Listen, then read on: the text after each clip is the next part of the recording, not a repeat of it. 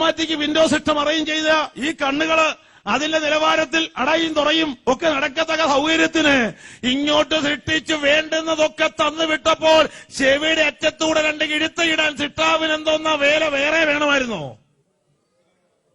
സ്വത്രം. വാ വലുതാക്കി ആരെങ്കിലും ഇതിനകത്ത് ഇരിപ്പുണ്ടോ? മൂക്കിന് ദ്വാരമിട്ട് ആരെങ്കിലും ഇവിടെ ഇരിപ്പുണ്ടോ? ഈ പറഞ്ഞതിൽ മനുഷ്യന്റെ കൈ എന്തെങ്കിലും കടന്നിട്ടുണ്ടോ? ജീവനും ഭക്തിക്കും വേണ്ടുന്നതെല്ലാം ദാനം ചെയ്ത ദൈവം തന്നതിന്റെ അപ്പുറത്ത് കിഴിച്ചും കുഴിച്ചു വിടുവാൻ നീ പോകരുത്. അത് ദൈവത്തെ സൃഷ്ടാവിനെ അപമാനിക്കുകയാണ്. കിടുത്ത പോരാഞ്ഞല്ലേ പിന്നെ കിടുത്ത ഇവിടെ അങ്ങ് വിടേണ്ടി വരുന്നത്. അപ്പം ഈ സൃഷ്ടിച്ച് പടച്ചോന് ഇങ്ങോട്ട് വിട്ടവന് അതൊന്നും അറിയത്തില്ലായിരുന്നു. ദൈവത്തെ അപമാനിക്കരുത്. പെന്തക്കോസ്തുകാരെ വിട്ടവർ തന്നെ തിരിച്ചെടുക്കുന്ന ചില പുള്ളികൾ ആകാമെന്ന് ചില നേതൃത്വം അംഗീകാരമൊക്കെ വന്നപ്പോൾ അത് അന്ന് കാശില്ല ഇന്നിപ്പം നമുക്ക് ആകാമെന്ന് കുതിരകളിൽ ചാടുന്നത് പോലെ ഈ ലോക ജഡീകത്വത്തിനും ആവരണവാദത്തിനും ചാടുന്ന പെന്തക്കോസ്തുകാർ ദൈവമക്കളെ അത് അപമാനിക്കാതെ വേറെ സഭ തേടുക നല്ലത്. എന്താ എറണാകുളം സഭയിൽ കേസ് വന്നു. വിളിച്ചു ചോദിച്ചാല് വടക്കേ കുറ്റിനെ നമുക്ക് അറിയാവുന്ന നമ്പർ വിളിച്ചു ചോദിച്ചാൽ മതി. അടുത്ത കാലത്ത് നടന്നൊരു കേസാണ്. ഒരു ഭാര്യയ്ക്കും ഭർത്താവിനും ആവരണം വിട്ട് തിരുവത്താഴം എടുക്കണം. സഭ പറഞ്ഞ് നടക്കത്തില്ലെന്ന്. ഞാനും 6 കൊല്ലം വരുന്ന സഭയും പഠിപ്പിച്ച സഭയും. അവ പറഞ്ഞല്ലോ അവരെ എടുത്തു വെക്കൂ.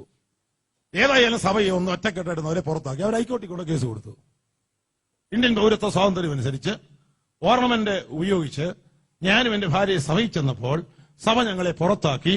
ഇതിന് ഈ പ്രസ്ഥാനം നിരോധിക്കണം. കേസ് ഭയങ്കര. ഞങ്ങൾ എല്ലാ മാസത്തിലും അമ്പരന്ന് പോയി. ഹൈക്കോടതി ഇരിക്കും ജഡ്ജി ഹിന്ദുവാ. ആ സിറ്റിംഗിലെ ജഡ്ജിമാരെ അവിടെ മിക്കവാറും പേര് ഹിന്ദുക്കളാ. അവർ ഈ കേസെടുത്താൽ എന്തായിത്തീരും? ആവരണത്തിനെതിരെ ഹൈക്കോടതി കേസ് വന്നു.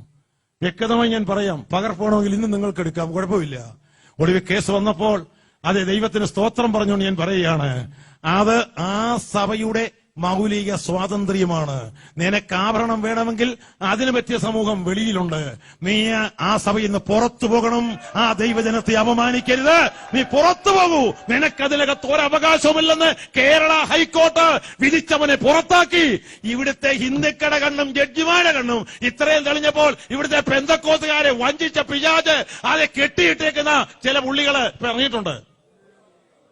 ഞാനതുകൊണ്ട് ഉറപ്പിച്ചു പറയുന്നു, പിതാക്കന്മാർക്ക് പർവ്വതത്തിൽ ദൈവം കൊടുത്ത ആ വിശ്വാസം ഞാൻ ദൈവത്തിൽ നിന്ന് പ്രാപിച്ചും ഞാൻ ഏറ്റെടുത്തതും ദൈവം എനിക്ക് തന്നതും അത് മാതൃകയായി ദൈവം നമുക്ക് തന്നതുമായ പവിത്രമായ ഉപദേശം അതെ ആര് അത് മറിച്ചാലും മറിയത്തില്ല. ഏറ്റെടുക്കുന്ന വിശ്വാസികൾ ആത്മവീര്യത്തോടെ നിൽക്കട്ടെ. നമുക്ക് വേർപാടും വിശുദ്ധിയുമുള്ള കൂട്ടമാണ്. വേർതിരിച്ചറിയണം. അതുകൊണ്ട് ആര് ക്ഷീണിക്കണ്ട. അത് അവർ മനസ്സോടെ മാറുകയോ അത് ഉപേക്ഷിക്കുകയോ ചെയ്തില്ലെങ്കിൽ ദൈവം നോക്കിക്കോളും. ശരി, ഇങ്ങോട്ട് ഞാൻ നീക്കട്ടെ.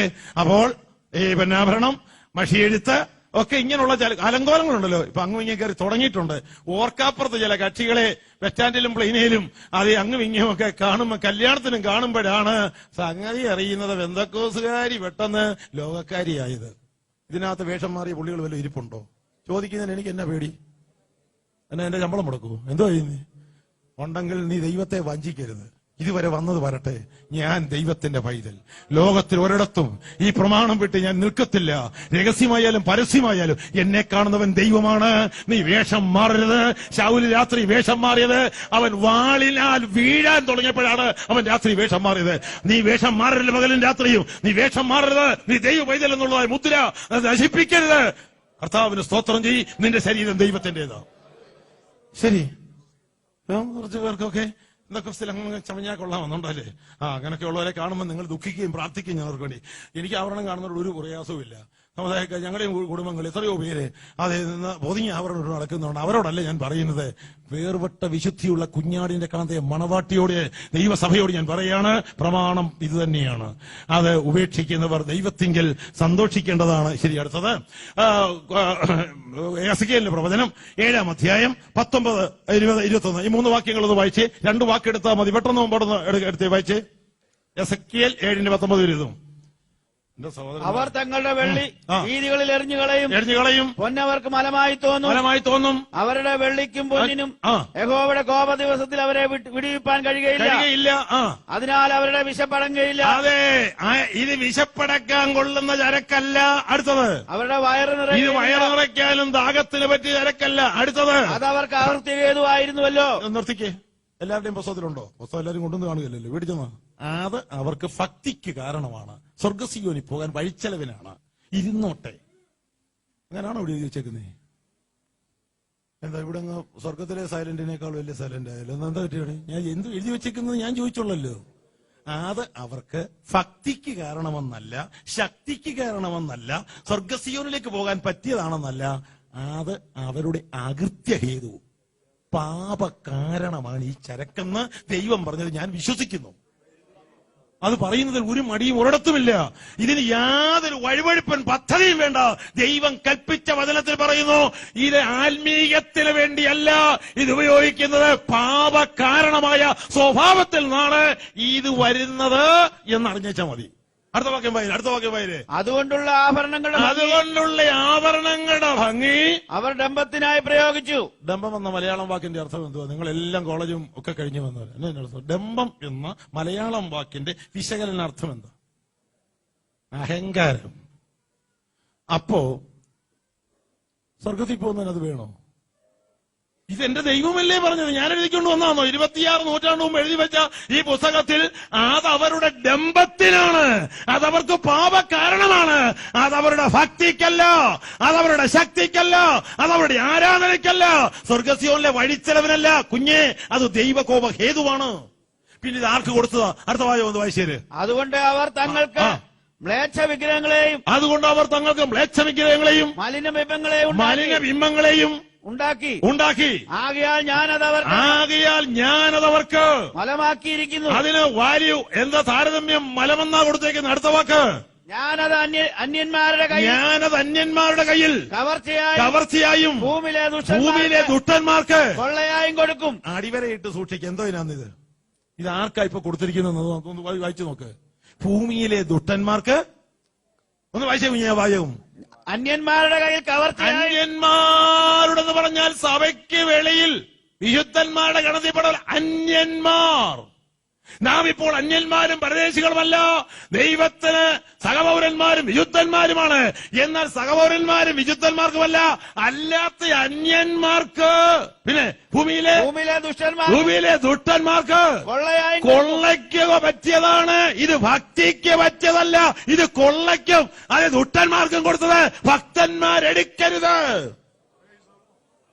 എന്താ സഹോദരൻ പറയാ? ഇത്ര ചക്രീക്കോളൂ. വിശ്വസിക്കുന്നവർ ശക്തിയോട് സ്വതന്ത്രം പറഞ്ഞു. വിശ്വസിക്കുന്ന മതി. സ്വതന്ത്രം ആർക്കുള്ളതാ ഇത്? ആ ഭ്രമത്തെ കുറിച്ചൊന്നും വ്യക്തമായ ഉപദേശമൊന്നുമില്ല. അത് കൂത്താടാമെന്നാ പലരുടെ അഭിപ്രായം. ഇല്ല, ഞാൻ വ്യക്തമായ ഉപദേശം ഉണ്ടെന്ന് വിശ്വസിക്കുന്നയാള്. ദൈവം തന്നെ ജനവുമായി കൂട്ടായ്മ തുടങ്ങിയപ്പോൾ ആദ്യം പറഞ്ഞ കാര്യം ഇനി ഇതിട്ടുള്ള കൂട്ടായ്മ വേണ്ടെന്നാ. വാക്യം വായിച്ചു തരാം. എന്തിനാ വിഷമിക്കുന്നേ? 2-ാം അധ്യായത്തിൽ പ്രവൃത്തി പുസ്തകത്തിൽ സഭ സ്ഥാപിച്ചു. 3-ാം അധ്യായത്തിൽ സുവിശേഷ വേല തുടങ്ങി. പത്രോസും യോഹന്നാനും കൂടെ അങ്ങോട്ട് ഇറങ്ങിപ്പോയപ്പോൾ ആ 1.5 ദൈവാലയ ഗോപുരത്തിൽ ഇരിക്കുന്ന ഉടനെ അച്ഛാ വല്ലതും തന്നേച്ചു പോകണമെന്ന് പറഞ്ഞു. 2 പോക്കറ്റിലും കൈ ഇട്ടപ്പോ ഒന്നുമില്ല. എടാ നമുക്ക് ഞാൻ ഒന്നുമില്ലല്ലോ കയ്യില്, ഒരു വീസ കിട്ടിയിട്ടുണ്ട്, പോയേച്ച് വരുമ്പോ നിനക്ക് എന്നൊക്കെയാ വേണ്ടി? തരാമെന്നല്ലേ പറഞ്ഞത്. അതിന് വീസായും ഒന്നും വേണ്ട. അവിടെ പറഞ്ഞ വാക്ക് 2 കൈയും ഉയർത്തി പറഞ്ഞതാണ്, പൊന്നും വെള്ളിയും ഞങ്ങൾക്കില്ല. ഇന്നലെയാണ് ആ മാർഗം ഉണ്ടായത്. ഇന്നത് പ്രഖ്യാപിക്കുന്ന ഉപദേശമാണ്, പൊന്നും വെള്ളിയും ഞങ്ങൾക്കില്ല, ഞങ്ങൾക്കുള്ളത് നിനക്ക് തരാം. പെന്തക്കോസ്ത് മാർഗമേ പൊന്നും വെള്ളിയും ഇല്ലെന്ന് വിളംബരം ചെയ്ത് തുടങ്ങിയ സഭ ഇത് വലിച്ചു കയറ്റരുത്.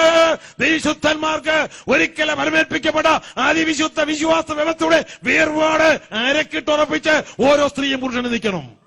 അടുത്ത തലമുറയെ അതിന് വളർത്തിയെടുക്കണം. സ്തോത്രം.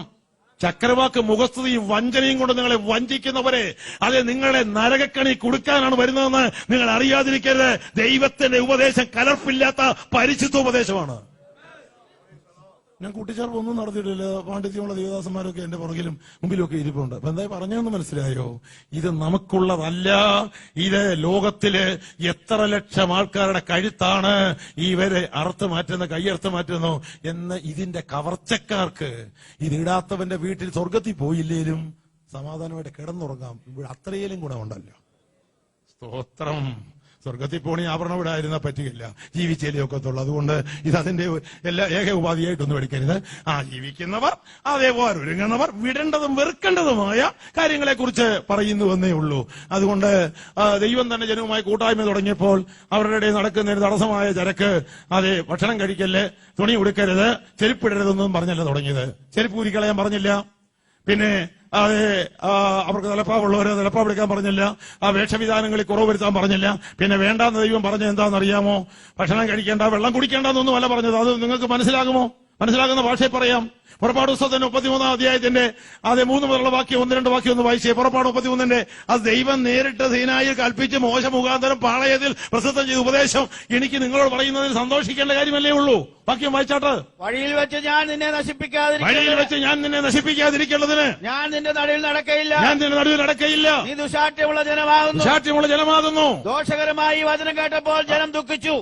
ആരും തന്റെ ആഭരണം ധരിച്ചതുമില്ല. നോക്ക്, ഊരാൻ പറയുന്നതിന് മുമ്പേ ജനം ഊരിക്കഴിഞ്ഞു.